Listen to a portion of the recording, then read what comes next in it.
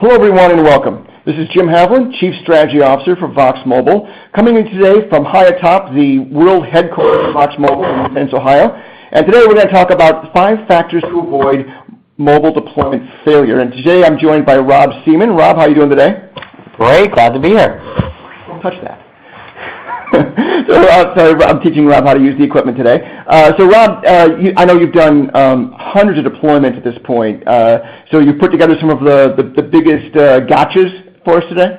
Yeah, some of the top 5 mistakes that we see that can hang up your success of your deployment. I know you've seen some of these people like trying to do some of these things alone at home and then having some issues. So I mentioned you have some stories for us today? Always stories. All right, very good. And if you could please share with us if you've got some specific things that you've got going on in your environment, things you're planning to do. We'd love to hear about that and include that in the conversation today. I imagine most of you are, just because you're interested in this, probably have upcoming deployments going on out there. We'd love to understand that for sure as we move forward. So today we've broken it down to 5 points here, Rob. Accurate data. I guess this is a garbage in, garbage out kind of thing? Absolutely, and a little bit more tricky than sometimes we think. It's never as easy as it appears. All right, got it. And delivery and storage, what are you talking about there? Well, one of the things that we see overlooked quite a bit, it's where am I going to put all these phones and how am I going to store them and make sure people don't steal them? All right, good enough. And then the gold image, I think most people in IT are pretty familiar with what a gold image is, but what's the deal here? I think it's more around how do we secure the approval. You know, we see that traditionally as we look across, we think back and we all did PC gold images, right? They were pretty static.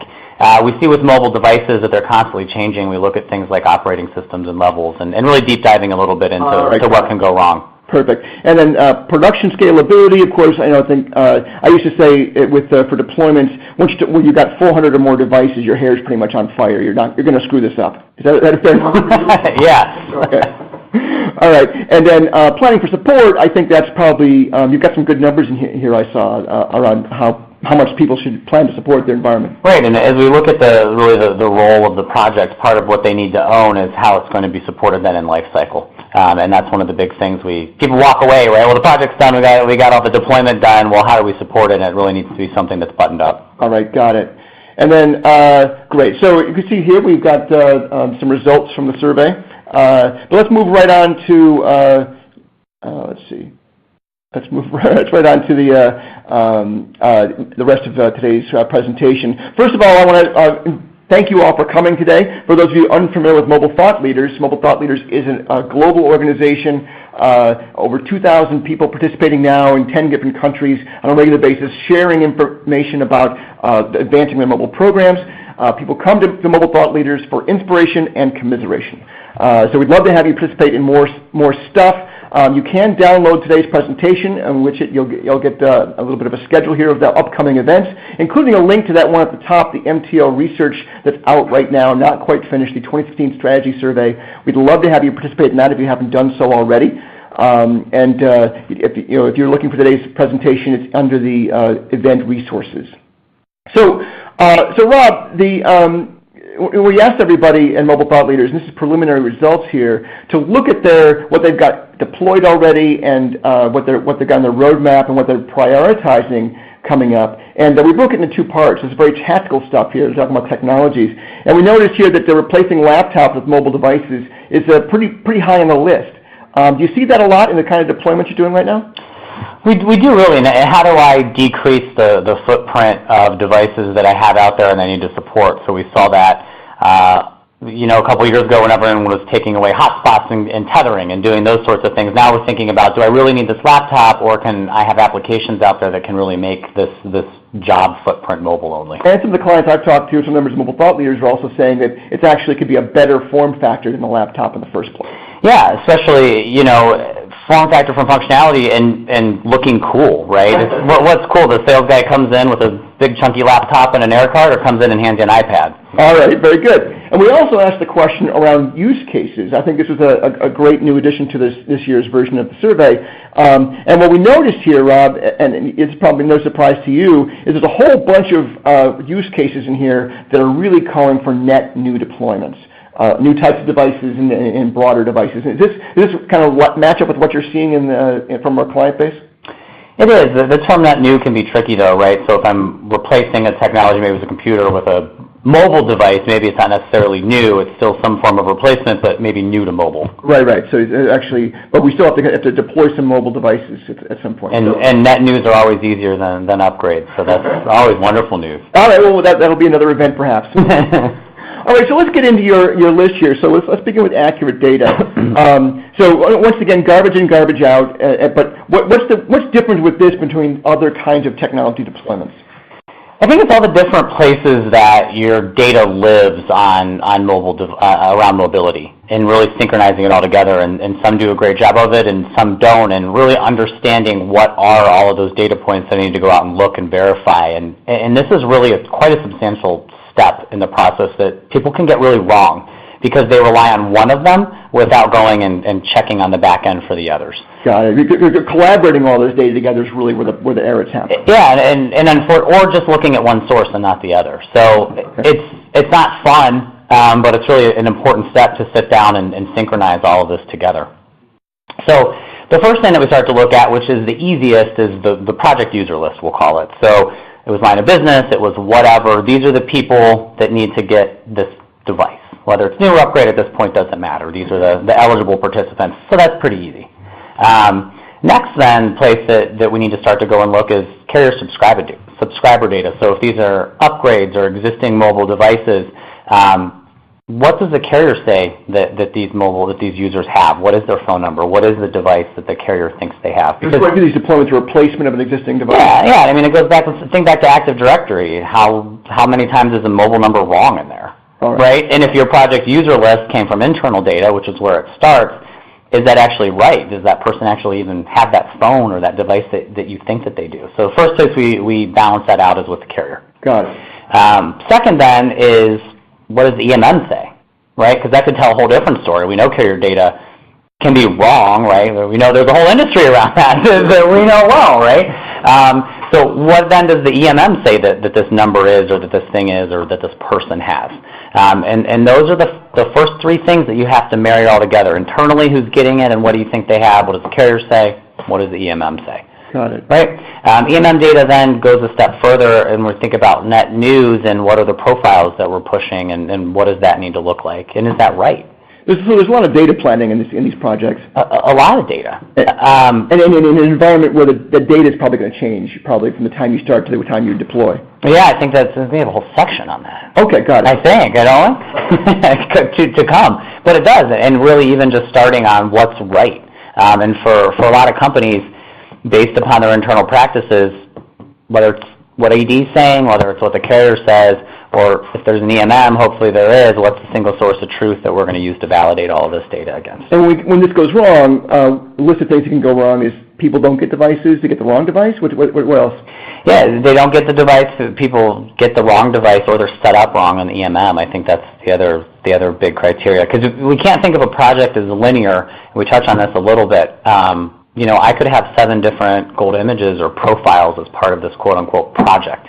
And when we go back to the EMM, if I push down to you the wrong profile or put you in the wrong user group, you can't use the device maybe for what was intended to solve for you. Right. And then your first experience becomes, your out-of-box experience becomes a negative one. Yeah, absolutely. So what's the scheduling data?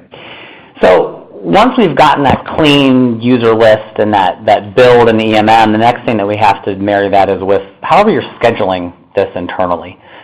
So definitely not recommended that you're going to send them all out at once, and I don't think anyone intends usually ever to do that. They've given some kind of thought to how they're going to schedule this rollout. Business unit, just a static random number, physical location, whatever it is.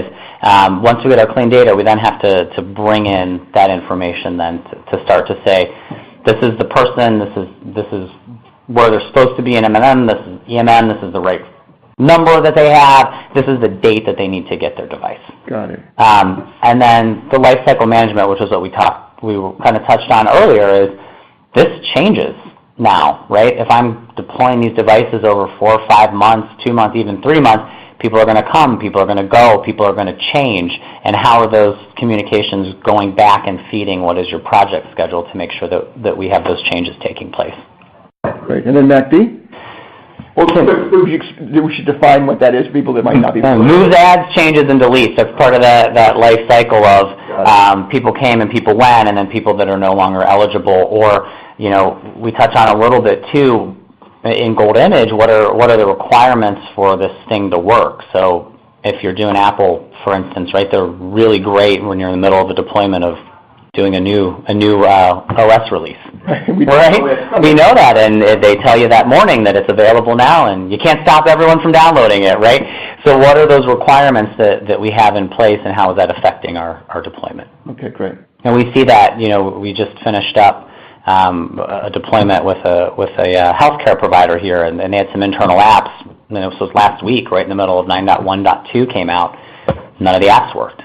Right? Okay. So communicating to people, please don't upgrade, making sure that as they're getting their devices, that wants you to do it. I downloaded this while you slept. Just press this button. It's so easy. It's so easy. Making sure that you're understanding that on the front end. Okay, got it. So, and certainly that when we work with a client, you're going through this list, and people probably are surprised by some of the things that can go wrong when you explain it to them. Yeah, and always finding new ones. All right, very good. The delivery and storage, I know we've had some other conversations about this. You've got some interesting stories here of what can go wrong with this, because there's a couple of models for a deployment that people often try. Like, why wouldn't we just get some interns in here and put them all in the conference room? Why wouldn't you? Good reason not to. Okay. I think we have an example of that. But yeah, there's some common ways that you're approaching this. The first one most people think if it's an upgrade project is upgrade eligibility. Okay. Pretty common. That'll set my schedule. That'll dictate all of these things for me. But we also see the carriers will come in, right, if you're up for a contract renewal, and they're going to give you a bunch of ETFs to go ahead and refresh your whole fleet, whatever it may be. But upgrade eligibility. Waivers, yeah. Yeah, that can be a common one for you. But what people a lot of times fail to think about are the other one that we see up there, which are your activation timelines and your parking. So generally, you've gotten a new phone, whether personal, whether for business. You order an upgrade, it came. Say it was an iPhone, you turned it on, and it just activated, and it worked, and it was magic, and it was the best experience you can have. Right. And that's guaranteed to you for 30 days from your carriers, and this is what a lot of people don't know. So after that 30 days, that's called a park. They've parked that activation. They've parked that number for you. After 30 days, that disappears. You actually have to call the carrier and actually get it activated. Where this comes into play around planning is I don't want to go out and order all 4,000 of my devices at once if I'm rolling it out over 6 months, because that magic park, whether it's net new, whether it's an upgrade, disappears. Right. And then your activation process becomes that much longer, because now this end user needs to call, or you have to call. Yeah, it goes from zero time or self-service to being something you have to support. Right. Net news, you can get those as part of your Gold Image process, and you can activate them and you can fire them up, not a problem. It's more on upgrades, and that next point that we see is device downtime. I can't turn on your device then because of this park, or I'm going to take down the existing device that you have. Right? So we need to really just in time, and 30 days is pretty liberal from just in time model, but you do need to think about it. You have 30 days to get this in, get it packed up, imaged, whatever you need to do to it, get it out and get it in that user's hands. It also then affects your returns. And this can vary by contract, so we're just going to go broad strokes here. You have a return window that's going to be a no questions asked return versus damage only. Okay. And part of that life cycle process are those moves, adds, changes, and deletes. We want to try to keep the devices in that magical no questions asked return period. Okay, got it. So these are things you negotiate with your carrier to help make these things go. And they're different for everyone. There's general guidelines. Everyone's generally in pretty much the same bucket, but you'd want to look back at your contract and understand that pretty clearly. Okay, or maybe get some help from someone like you to figure out what you should be asking for. Mm-hmm. Okay. And the receiving side of this, I know this is something you've said to me, is something that people often forget. They do, and it's that duh moment that people have. We're going to get some interns, and we're going to get a conference room, and we're just going to put the phones in there, and they're going to crank them out. Big things they don't think about. Number one seems so common, but trash disposal. So you think that you go to your carrier, Jim, and you order 1,000 devices, that you're going to get a couple of boxes with a bunch of phones in it, right? Right. No, they ship individually, because that's the way the warehouse fulfills orders. Wow. So you're going to get 1,000 boxes that are individual, with bubble wrap, with paper, with all of this kind of stuff. And it's not an insignificant amount of trash. And because they're individually boxed, right, the carrier sees no reason to actually put the name on the phone, right, because it's in its own box, and you know what that box is for. So you have to label these things, too, because they don't all come in. On intake, you got to label them in intake and make sure that you keep them clean and labeled and pretty systematic in your receiving process. Something maybe an intern isn't a good option for. Yes. Because there's going to be an error rate there. There will be, if you don't do this every day. Right. There's going to be an acceptable error rate that you're going to have. Storage. So where are we going to keep these things? Security. How do I get in and out of this location? Is it badged? What's my insurance? As we start to look at, you have multiple locations across the world, across the U.S., the building that you're doing this in maybe wasn't designed to hold $1 million worth of phones in it from an insurance perspective, right? So making sure that we understand that pretty clearly, that you have the coverage. The big one is bandwidth. So you're going to fire all these things up, and you're going to be connecting them to Wi-Fi and downloading applications. That takes a lot of bandwidth, and you really need to make sure that you're not crippling the other operations that you have in the building so that you can configure phones. And we've seen that a lot. We've seen essentially someone go into the conference room, say they're going to configure these phones, and they took down basically a floor's worth of bandwidth, and people couldn't work. Right. And that's not good. Especially when it's a surprise. So these are all things that I know within our deployment centers around the world that we've dealt with all of these things. We've got locked places to store devices. We've got special security. Security here, I can't even get into where the devices are kept. For good reason, though. Okay. and the last two are pretty common, but yeah, you've got to have boxes. You got to have tape. FedEx has got to be able to get in there to pick them up. I think around security, one of my favorite stories, Jim, I think we did a little snapshot on the next slide. Is we worked with a pretty significant oil and gas producer here in the U.S., and we came in after they did their pilot, and like most companies we see, pilot was pretty big. It was 500-600 devices. Sure. Over a couple of phases was their pilot. And they took what we call the war room approach, what we've been talking about. They went in this conference room. They learned the hard way, but they figured out the bandwidth. They figured out the trash. They figured out all these things. You had to badge in and badge out. What they didn't think about was the way that our conference rooms are set up with a drop ceiling, right? Oh, yeah. So the room next door, they didn't have security installed badge, and one night someone went in there, popped some ceiling tiles, climbed over the wall, and took about $100,000 worth of devices. Oh, whether it was someone that worked there, whether it was cleaning, who knows? Facilities, they don't know. No way to tell, but popped the ceiling and stole about $100,000. And when you think about it, when your retail price is about 800 devices, these $800, these are iPhones, that's not that many phones. It's not that many to carry out on your person without being noticed. In our data center, our center, we have cameras everywhere, so you couldn't actually pocket a device. Correct. Cameras out, only one door in, one door out, fingerprint, that whole thing. But they're small and they're expensive, I think is the point, and you really can't underestimate the security that you need to have. And how desirable that might be for people. There's so many out there, it's easy to move those around. Well, and yeah, easy to sell, right? Well, we have a great question here. It came in. What role do device manufacturers' corporate deployment plans like the one from Apple have in large deployments? And so he's referring here to the device enrollment program by Apple, and there's also Android for Work by Google. Both add additional capabilities for an organization to be able to deploy devices and have corporate control over those deployments. I know you've done some of those deployments, right? Yeah, we have actually. We did the first carrier DEP in the U.S. Okay. Wow. Locally, actually, it's a local company. Was really cool. But the question... It's hiccups at the time, but... Well, it's the first one, so yeah, of course. Complicated answer to that, but first you need to understand, is there a carrier concerned here, and is the carrier supporting it? We don't have 100% carrier support even here in the U.S. and in Canada, as we look at North America.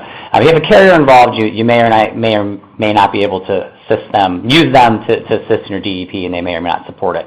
Now, if you're OEM direct, that's great. That's a great model, and you can do it. We see it solving a lot of a lot of issues for our clients. Apple directly, we see the Find My iPhone issue, which was one of the big issues around it. And I think we've actually done events on how that's one of the things this does is it makes it so that users can't brick their devices. Right, and it's great, but I think it's they keep getting better, whether it's Google, whether it's Apple. We keep seeing the features becoming more and more prevalent to the enterprise. Biggest thing that we're seeing right now is the ability to keep that device owned as a corporate device, and maybe I think in the future we'll start to see maybe some EMM overlap, but I think right now you still need both to have a secure device. To make that work. But that's a great question. Thanks for that. So let's talk about the gold image. So certainly most people in IT are familiar with those laptop and desktop gold images of years past, but this is a different thing altogether. It is, and we talked about previously, laptops were so much easier because you told Windows when to update it, right? And they didn't sneak attack an update on you. Well, they were built for corporate control. They were built for corporate control. BlackBerry, you can go down and down. The consumer device market isn't. We know that. So really understanding and locking down who owns what is the gold image and the players and what they're responsible for. If you're doing an iOS device and it's over 3 months, you're going to have an iOS update. You just are. And you're not going to know when it's going to happen. 95% likely. And it's going to happen. And the way that this affects it is we need to make sure that our application owners then are immediately yaying or naying the upgrade. Do we need to do it then to the devices that we have in stock? What's the risk for the ones that we've already packed up to ship if they go out?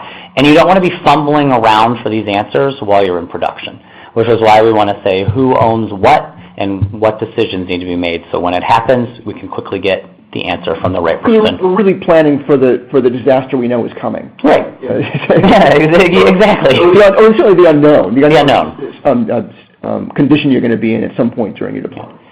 And, maybe we certainly could do an entire webinar on to create Apple IDs or to not create Apple IDs. What's DEP doing in that? There's a lot of considerations there, but what we wanted to point out here is as a potential point of failure as you look at your global deployment. If you are creating those Apple IDs or you're using one and signing out, we see people do that as well.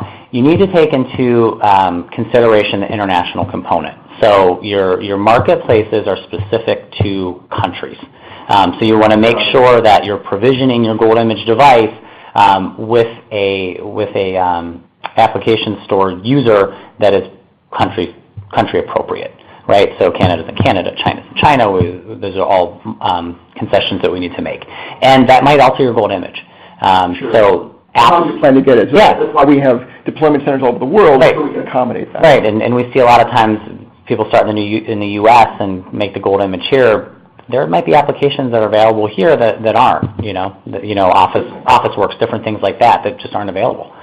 And multiple kits and images. So not uncommon that we see. We talked about in the user data that we're going to have different images or different kits based upon line of business, region, et cetera, making sure that we've got those ironed out and we understand the accessories, what it looks like for each. Again, somewhere where we can see some intern fail rate if you take that approach.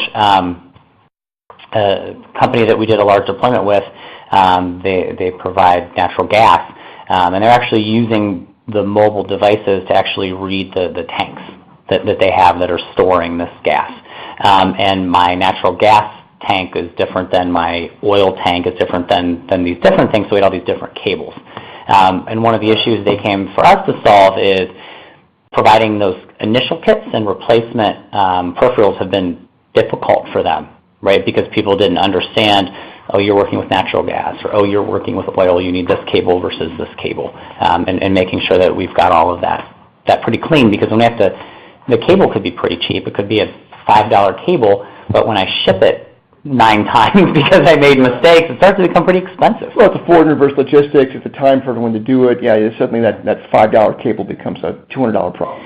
Yeah, and one of the things that we like to talk about is having all of these lead up that gold image, that out-of-the-box experience that we want for our end users, is just to make sure that their application is successful for them, that the initiative works for them, and if we don't account for all of these things, it's not going to. Right, tying it back to that business outcome you were going for in the first place, because that's typically what we're talking about here.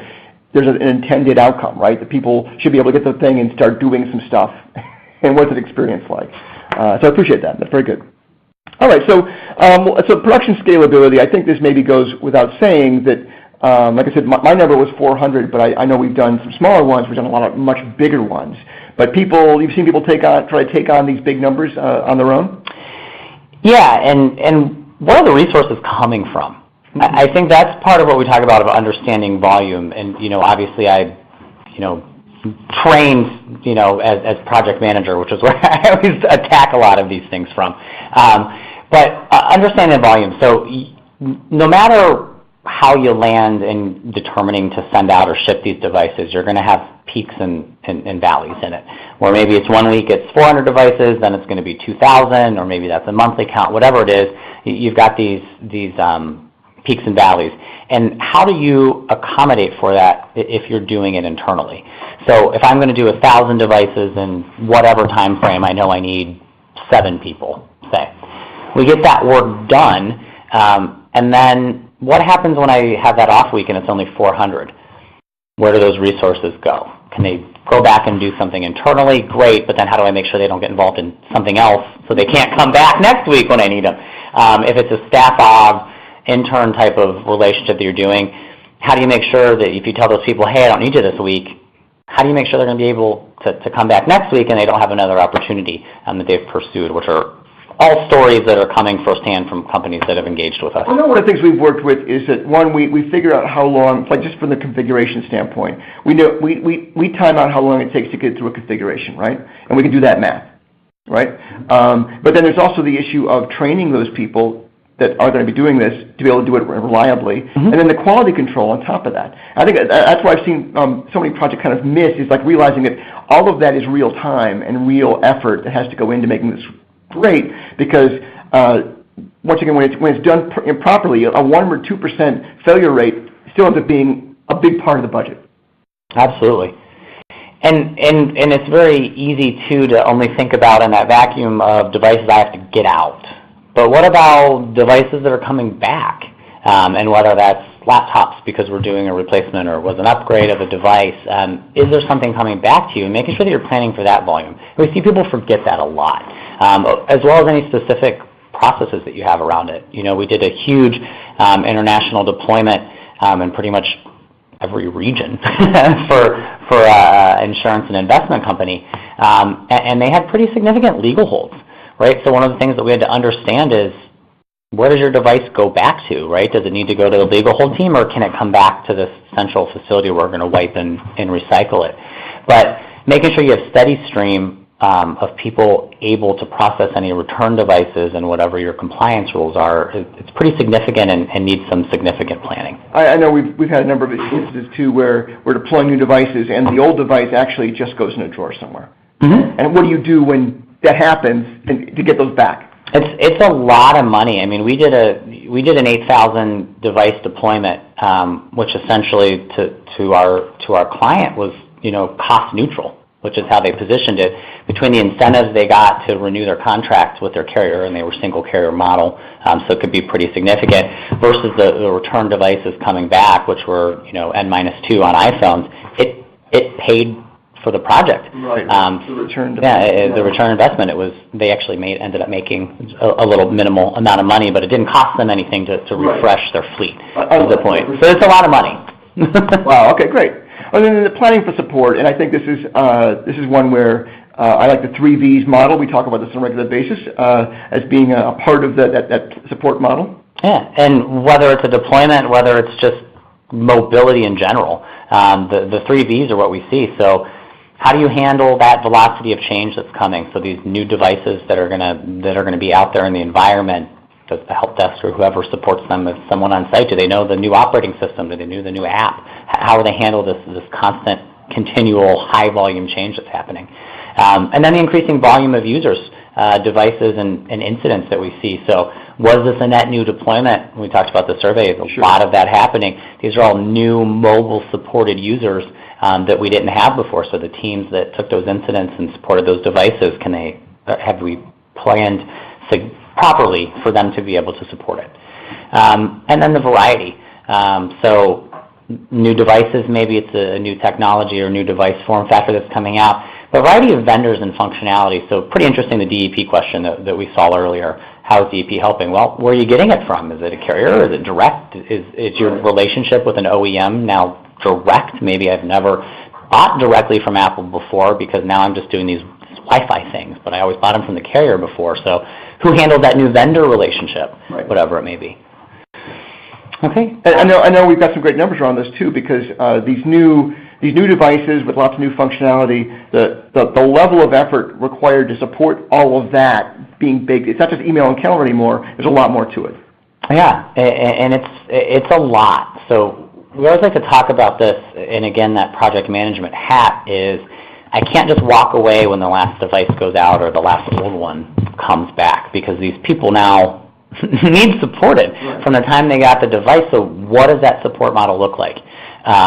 You're going to invest a lot of time, money, and planning into all of this and making sure that it's the best out-of-the-box experience for your end user. And so easy a kindergartner could do it, right? You just got to turn it on and enter my AD credentials, and you're done. You're done. It works. We know it works. We see 65% of these users call in for support over that first week of having the device, and really in conjunction with what we would call the initial device setup. Maybe they got a little farther in the process. Maybe they got open the box and said, I have no idea what to do, and called in right away. But in some form or factor over that first week, they couldn't initially follow those instructions to get that device done. And we see that average handle time to be about 34 minutes, and that really is agnostic of net new Wi-Fi or carrier activation. One of the factors I think I've seen in this, Rob, is that when it's, when we're talking to Apple, they say it should be easy to take it out of the box and get started. But it's different when it's being given to you by your work, one, and two, you didn't go out and choose it, and three, I've got to do a lot of things with it as opposed to just whatever I can meander through and figure out over time, right? So I think those factors come together with a lot of angst about that first week. Like, I'm not getting my stuff done. I'm not getting. I don't have a visibility to what's going on here. I need someone to talk to. It's perceived different. Someone who maybe has had multiple we'll just say Apple products, for instance, personally, wouldn't hesitate to go to the Apple Store, go to Best Buy, wherever, buy a new one, crank it on, and go through the screens, and they're up and they're fine, and they go on their way. But it's perceived different when it's the company that, if I don't do this right or this chronological step, it's just not going to work, right? And so we can agree, disagree. I think use Apple in that example. It should just be easy. Well, it is, and a lot of times as a consumer, they're fine with it, but it's perceived different. To your point, when it's the company that gave it to me. And I'm a much more at risk. I can't fire myself for my life, but yeah. if I get it wrong. So you gave us some great numbers here to look at from an example deployment you did. Yeah, and or multiple deployments, or just doing the support center component of it. I mean, these are pretty solid numbers, right? So take a sample end user base of 5,000. They're going to go out there, follow that math, and you see that we're really at 13 to 18 dedicated agents that would be needed to take this support volume, and that's leveraging an 80% utilization, which is pretty lenient to say that someone's going to be 80% utilized. All right, well, fantastic. Well, so I guess we'll give everyone a minute to ask more questions, but certainly this has been a great overview, Rob. And what can people do if they've got something going on, they've got a deployment that they're looking at here, and they want to learn more about what maybe they should do to consider not doing it themselves? What's a good path? Yeah, I mean, one great path, obviously, our MTL community. Lots of people out there that have done these deployments that can tell you a lot of these war stories. We've got some great white papers on our website around it, or reach out to us on the Contact Us. We're happy to get on the line and talk with you a little bit about what we've seen, hear a little bit more, and maybe offer you some insight or suggestions into what you have going on. All right. Well, thanks so much, Rob. Appreciate it today. So Rob Seaman, talking today through deployments and how to avoid failure with deployments. We do have a number of upcoming events. Please check the mobilethoughtleaders.com website or the Vox Mobile website for times and dates on those, and all these events like this one are recorded, so you can feel free to go back and listen to it again or share it with other people that maybe need a little bit of a push. Maybe somebody in finance, right, Rob, who wants you to do it yourself as opposed to getting yourself. Right. Here's all these reasons why. It's going to cost me more. So once again, thanks everybody. Appreciate your time and attention, and we'll look forward to seeing you at the next event. Bye now.